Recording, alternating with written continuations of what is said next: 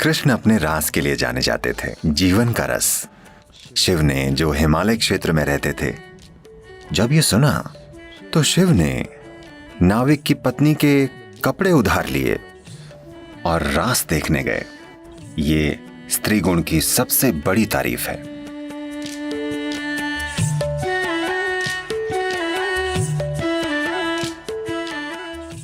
आज का दिन खास है। आज कृष्ण जन्माष्टमी है। कृष्ण के बारे में दुनिया में कई गलतफहमियां हैं, पर हमें यह समझना होगा कि उन्होंने 6 साल की उम्र तक ही मक्खन चुराया था, या शायद 8 साल की उम्र तक ही।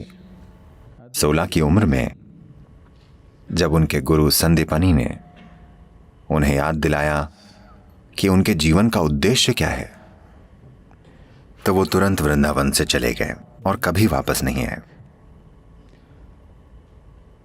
वो कभी भी अपने रिश्तेदारों या वहां की लड़कियों या लड़कों से मिलने उस इलाके में कभी नहीं गए। सब वहीं खत्म हो गया।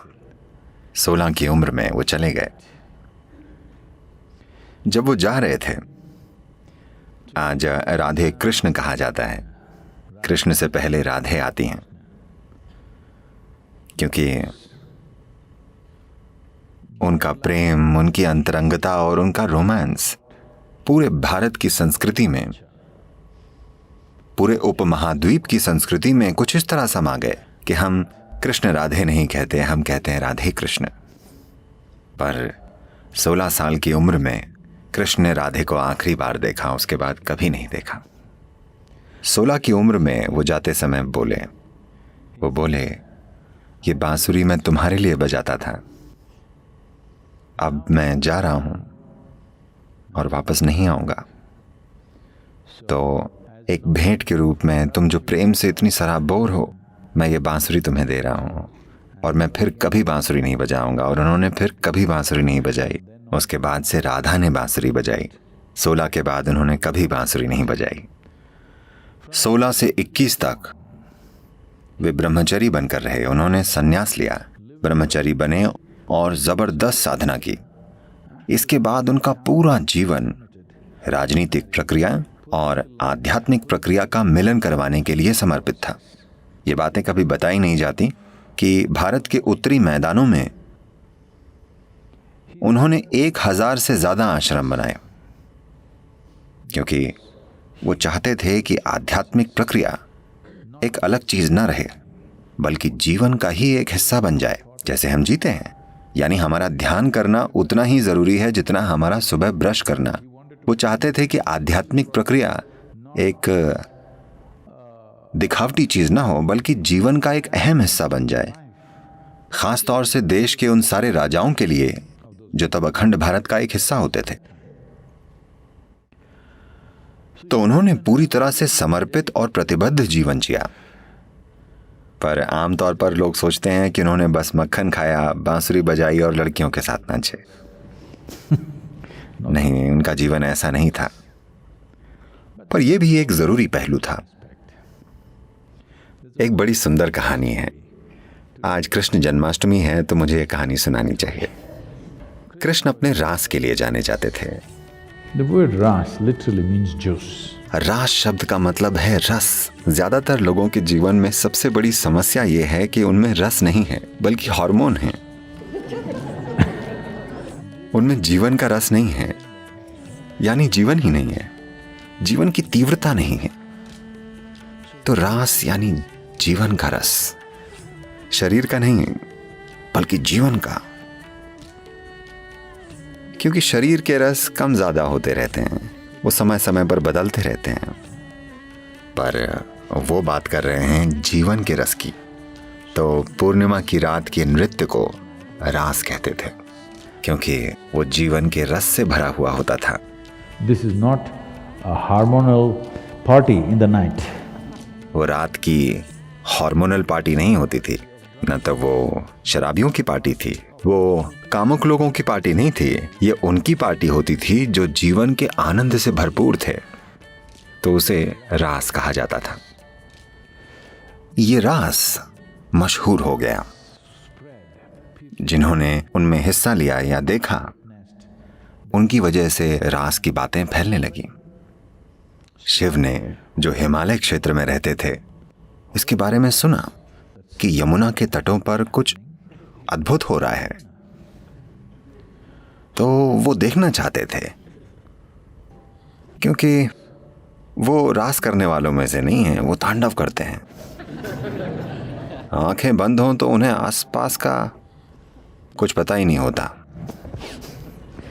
वो नाचते हैं तो उनके आसपास कोई नहीं होता, ना आदमी ना औरत। वो वहां हो ही नहीं सकते, वो ऐसा नाचते हैं। तो जब उन्होंने इस नए नृत्य के बारे में सुना जहां रस बह रहा है, तो वो देखना चाहते थे। वो यमुना के तट पर पहुंचे और वो नदी पार करना चाहते थे। एक नाविक ने, जो वहीं मौजूद था, उसने देखा, क्योंकि शिव एक पुरुष हैं। शायद नहीं, शिव ही धरती के सबसे फिट देव हैं। हाँ? योग विद्या में, योग संस्कृति में कहते हैं कि वो 9 फीट लंबे थे। इसकी वजह यह है कि जब वे नीचे दक्षिण की ओर आए, दक्षिण भारत में, तो कहते हैं कि वो एक औसत औरत से 2 गुने लंबे थे। तो आमतौर पर उस समय दक्षिण भारत में औरतों का कद 4.5 से 5 फुट के बीच था। तो ये माना जाता है कि वो 8.5 से 9 फुट के बीच थे। तो वे एक पुरुष हैं, पूरे पुरुष, परम पुरुष। तो नाविक उन्हें देखकर बोला, आप बहुत ज्यादा ही पुरुष हैं, आप रास में ऐसे नहीं जा सकते। वहां बस एक ही पुरुष है, सिर्फ एक। वहां कृष्ण ही पुरुष हैं। इस तरह का आदमी वहां नहीं जा सकता। शिव बोले, तो अब मैं क्या करूं? वो बोला, कम से कम औरतों के कपड़े पहनकर जाइए। वो बोले, क्या मैं औरतों के कपड़े पहनकर जाऊं? वो बोला, वरना आप रास में नहीं जा सकते। तब वो बोले, अब मुझे औरतों के कपड़े कहां मिलेंगे? तब वो नाविक बोला, मैं अपनी पत्नी से कहता हूं, वो आपको अपने कपड़े दे देगी, आप उन्हें पहने और जाएं। रास में सही तरीके से हिस्सा लीजिए, एक स्त्री गुण की तरह, न कि पुरुष गुण की तरह। तो शिव ने नाविक की पत्नी के कपड़े उधार लेने का फैसला किया, जो उसने पहने हुए थे। मेरा मतलब, वो एक गरीब परिवार था। शिव ने देखा कि ये दूसरे जोड़ी कपड़े भी नहीं है। उसने वो कपड़े पहनने के लिए कहा था जो उस स्त्री ने पहने हुए थे। कहीं कहीं बड़ी सुंदर पेंटिंग्स हैं, शायद ये मधुबनी पेंटिंग्स हैं, जिनमें इनमें एक स्त्री का हाथ दरवाजे से बाहर है और शिव ऐसे कपड़े ले रहे हैं और रास में जाते हैं। ये कहानी कृष्ण के गुणगान करते हुए हमें ये बताती है कि अगर आपको रास को जानना है तो आपको स्त्री गुण को जानना होगा, नहीं तो आप रास नहीं जान पाएंगे। ये प्रकृति, ये स्त्री गुण की सबसे बड़ी तारीफ है, समझे आप? ये स्त्री गुण की सबसे शानदार तारीफ है, स्त्री नहीं, स्त्री गुण। क्योंकि इस संस्कृति में हमने हमेशा समझा है कि जीवन सिर्फ तभी सुंदर होगा जब पुरुष और स्त्री गुण की भूमिका बराबर हो। Today we are building a world where feminine is being massacred. आज हम ऐसी दुनिया बना रहे हैं जिसमें स्त्री गुण खत्म किया जा रहा है। आज सफल होने के लिए औरत को आदमी जैसा बनना पड़ता है, वरना कोई चांस नहीं है कि वो आज की दुनिया में सफल हो पाएगी। स्त्री गुण का खून किया जा रहा है। आप देखिए, ये हो रहा है। आप दुनिया में कहीं भी जाएं, अब सामान्य बातचीत में भी लोग बिल्कुल पहले जैसी बातें नहीं करते। अब वो मौसम की भी बातें नहीं करते जैसे पहले करते थे। आज दुनिया का हर बेवकूफ एक ही बात कर रहा है, इकोनॉमी। हाँ, कहीं भी जाएं, इकोनॉमी का क्या हाल है, शेयर मार्केट कैसा चल रहा है। कोई मॉनसून के बारे में भी नहीं पूछ रहा है। सभी सिर्फ अर्थव्यवस्था और शेयर मार्केट की बातें कर रहे हैं। इसका मतलब पुरुष प्रकृति हावी हो गई है। जीवन यापन सबसे बड़ी चीज बन गई है। एक सरल सी चीज, इकोनॉमी का मतलब क्या है? Simple survival. बस जीवन यापन, है ना? जीवन यापन के पेचीदा तरीके, हाँ है ना? जीवन यापन का प्रोसेस, भोजन कैसे मिलेगा, ये कैसे करें, वो कैसे करें, कैसे कुछ बना लें, ये जीवन यापन हुआ। घर बनाना, खाना, कपड़े पहनना, थोड़ी खरीदारी करना, ये जीवन यापन है ना? अब हम बस जीवन यापन की ही बात कर रहे हैं, क्योंकि स्त्री गुण काफी हद तक दूर कर दिया गया है। कम से कम घरों में इसे रखें, बाहर समाज में तो ये काफी हद तक खत्म है। पुरुष गुण ही सब कुछ है। तो आज कृष्ण जन्माष्टमी है, यहाँ उनका संदेश ही ये है।